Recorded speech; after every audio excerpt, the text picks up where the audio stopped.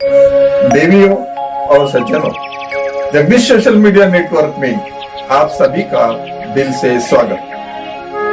प्रतिदिन के अनुसार प्रस्तुत करते हैं स्वामी वासुदेवानंद जी सरस्वती इनके अमृतमय वाणी द्वारा विष्णु सहस्त्र नाम प्रवचन।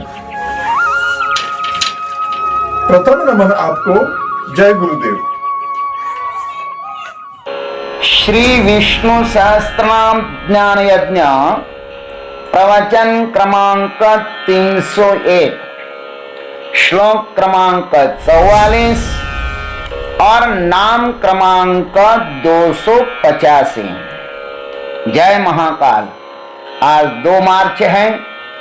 आज से उज्जैन नगरी में होने वाले अपने महामृत्युंजय महायज्ञ की पूर्णाहुति के ठीक 357 दिन शेष है।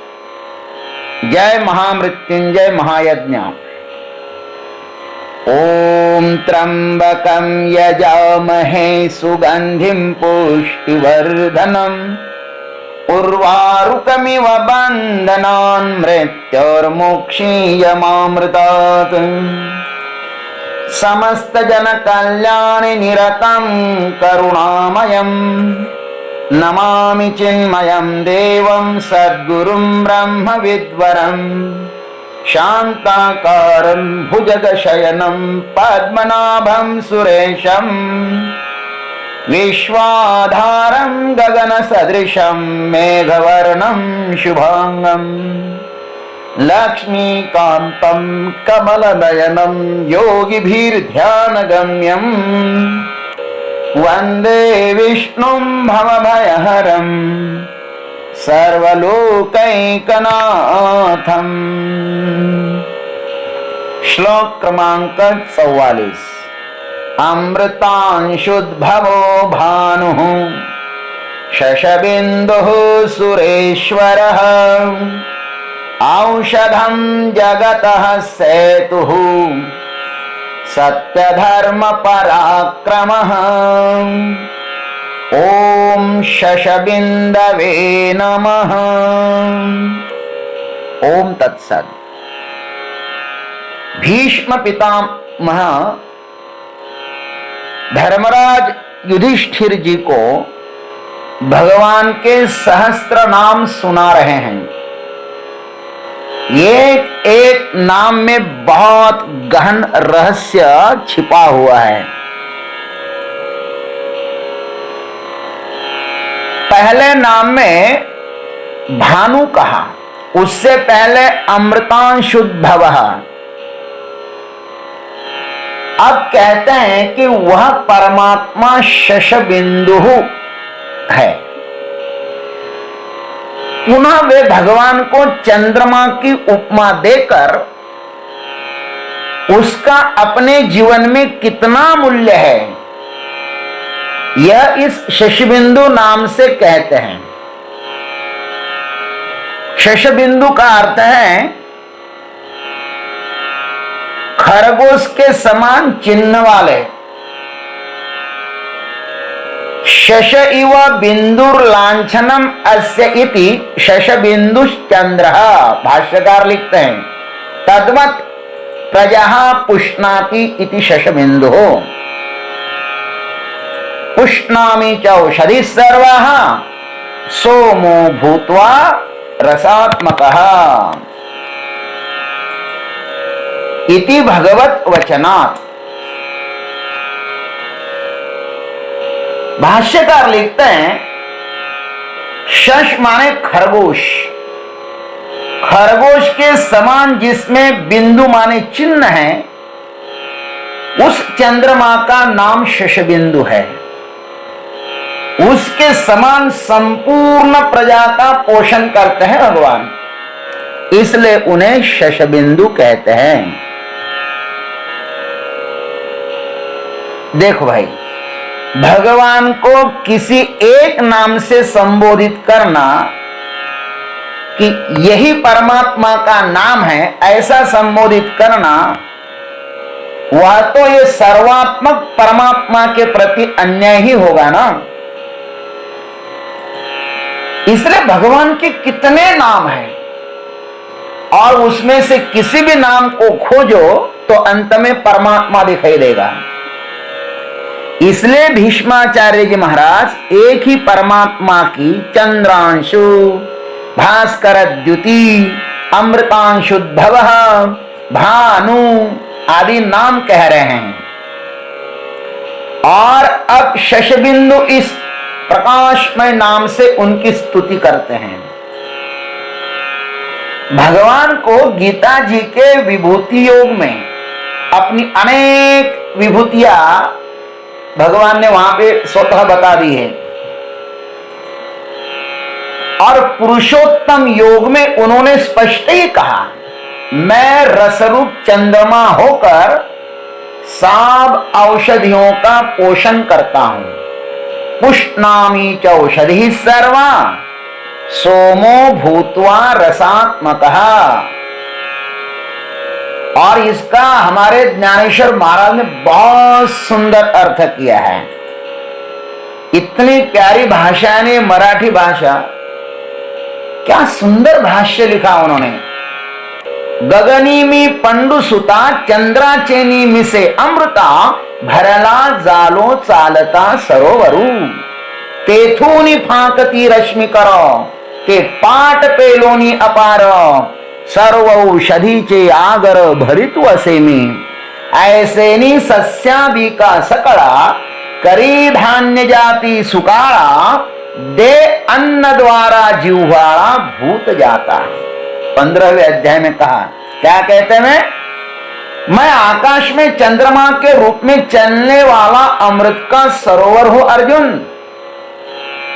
और वहां से जो किरण नीचे फैलती है ना, उनकी अमृत की नहरें बनाकर सब वनस्पतियों का मैं पोषण करता हूं, सिंचन करता हूं। इस प्रकार मैं अनाज आदि का पोषण और विपुलता करके अन्न के रूप में सब प्राणियों को जीवन देता हूं। कितनी भगवान को हमारी चिंता है। सब रस वह हमें दे रहा है। ये चंद्र के किरणों में महान रस भरा हुआ है, अमृत भरा हुआ है। भगवान के अनंत उपकार है हमारे पर। चंद्र भी भगवान के पास पहुंचने का एक द्वार है। भगवान के पास पहुंचने के अनेक द्वार होते हैं। किस द्वार पर खड़े रहकर हमें प्रभु से मिलना है, यह तो हमें ही तय करना होगा ना, क्योंकि हम ही अपने स्वयं के अधिकार को यथावत जानते हैं। दूसरे तो केवल मार्ग ही बता सकते हैं, किंतु चलना और उसकी गति तो हमें ही तय करनी होगी ना। कितने गति से चलना है, कहां से चलना है।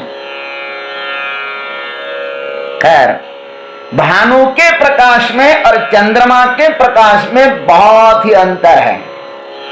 भानु का प्रकाश जो है ना वो प्रखर होता है, तो चंद्रमा का प्रकाश जो है ना वो शीतल होता है। प्रखरता बाहर से आती है और शीतलता भीतर से आती है। बाहर की प्रखरता बाहर की प्रखरता हम नहीं देख सकते, और भीतर की शीतलता कलंकित अथवा उसमें कोई ना कोई दाग दिखाई देता है। बाहर से प्रखरता आती है और भीतर से शीतलता आती है। भीतर हम झांक करके देखें ना, तो हम अपने आप में कोई ना कोई कलंक देखते हैं, कमजोरी देखते हैं। लेकिन उस कलंक को तो अपने को दूर करना ही होगा ना। स्वयं में परमात्मा का अनुभव करना है तो सर्वप्रथम स्वयं को अत्यंत शुद्ध समझना अनिवार्य ही है। स्वयं को निर्मल बनाना होगा अपने को।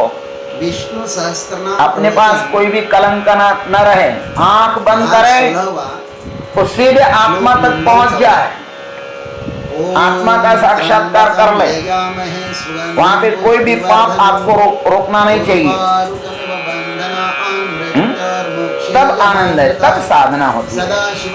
चंद्रमा में जो खरगोश का प्रतीक हमें दिखाई देता है ना, सो कवियों की मात्र कपोल कल्पना ही है। वैज्ञानिक उसे अलग ढंग से कहते हैं, तो चित्रकार उसमें अलग ढंग से चित्र खींचते हैं, कवि लोग अलग प्रकार की कामनाएं कल्पनाएं करते हैं, इंजीनियर लोग अपने अपने ढंग से देखते हैं। जैसे जिसकी दृष्टि होगी ना महाराज, वह उस चंद्रमा के भीतर जो छाया दिखाई देती है ना, उसके बारे में तर्क करते रहते हैं, उसे अलग अलग ढंग से देखते रहते हैं। यह सब अपनी अपनी दृष्टियों के दोष है। हमारी आत्मा भी चंद्रमा की तरह उस परमात्मा से ही प्रकाशित हो रही है। हमारे आत्मा में जैसे चंद्रमा सूर्य के प्रकाश से प्रकाशित होता है, वैसे ही हमारी आत्मा परमात्मा के प्रकाश से प्रकाशित हो रही है। इसलिए तो भगवान ने कहा कि हे जीव, तू मेरे से अलग नहीं है, ममैव वांशो जीवलोके। वैसे देखा जाए तो आत्मा को यहां पर चंद्रमा की उपमा दी है। आत्मा को किसकी उपमा दी है? चंद्रमा की उपमा दी है। लेकिन उपमा उपमेय नहीं हो सकती। आत्मा तो महाराज निर्दोष है, ब्रह्म का स्वरूप है ना, तो निर्दोषम ही समम ब्रह्म। आत्मा निर्दोष है, और जो निर्दोष होता है ना, वही ब्रह्म होता है, उसको ही ब्रह्म कहते हैं। और चंद्रमा में तो अनेक दोष हैं, किंतु एक गुण है उसमें, वह शिव जी की शरण में गया है। कौन? चंद्रमा। ये उनमें बहुत बड़ा गुण है, और भगवान ने उसको अपने मस्तक पर, ललाट पर धारण किया है महाराज। भगवान कहते हैं कि एक बार जो मुझको शरण आता है ना, तो मैं उसका कभी भी त्याग नहीं करता। राम जी ने तो स्पष्ट कहा सुग्रीव जी को, कोटि विप्र बदला गही जाई, आए शरण तजहु नहीं ताहो। किसी को ये कोटि विप्र मारने का पाप लगे ना, वो भी यदि मेरी शरण में आ जाए ना, तो मैं उसका त्याग नहीं करूंगा। और किसी कवि ने बड़े ही सुंदर शब्दों में कहा है, और हमारे अखंडानंद सरस्वती महाराज ने रामचरितमानस की व्याख्या लिखते हुए प्रारंभ में ये श्लोक बोला, बड़ा प्यारा श्लोक है।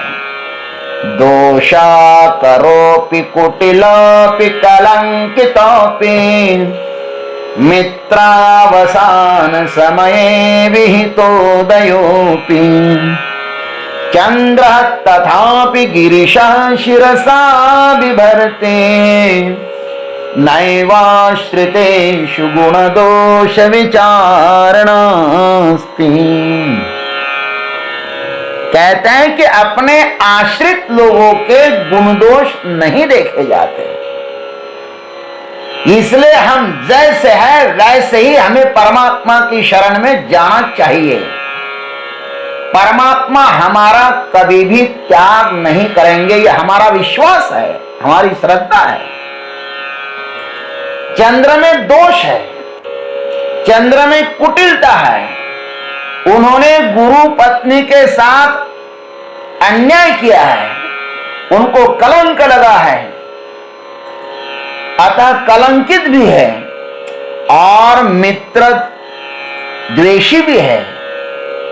जब सूर्यास्त होता है ना, तब यह उदित होता है, मित्र छिपने के बाद उदित होता है, अर्थात मित्र का वैभव इसे सहन नहीं होता। इतने अवगुण होते हुए भी भगवान भोलेनाथ ने, महाकाल ने उसे अपने सिर पर धारण किया हुआ है, क्योंकि भगवान अपने आश्रितों का त्याग नहीं करते। इस चंद्रमा को आदर्श मानकर हमें उस परमात्मा की उपासना करनी चाहिए। उस परमात्मा की उपासना करने से ही हमारा कल्याण होगा।